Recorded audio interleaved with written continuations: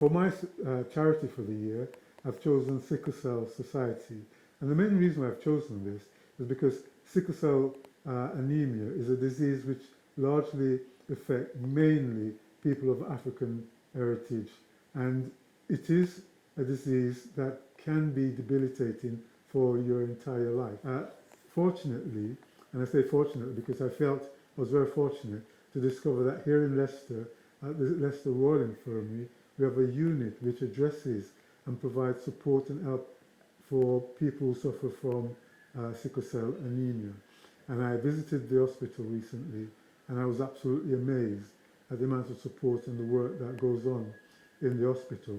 I had the opportunity to speak to one of the sickle cell sufferer who was there to have his blood transfusion, and he painted a picture which I felt really very sad about, because much of the things that he would like to do, because of the limitation that sickle cell anemia places on him, he wasn't able to do it. But he's a very happy and joyful individual who is enjoying his life as best he can given his set of circumstances.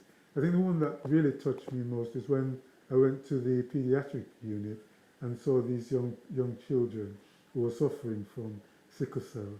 And when I sat back and looked at this young child, no more than about 4 or 5 years old, and thinking, if you live to be 90, the next 86 years you're going to be suffering from this, and it could actually get worse. So instead of coming in and getting the treatment that you're doing at the moment, it could be the case that this develop and become worse, and you either have a crisis situation or you have to have regular blood transfusion. And I really did feel it for the young child.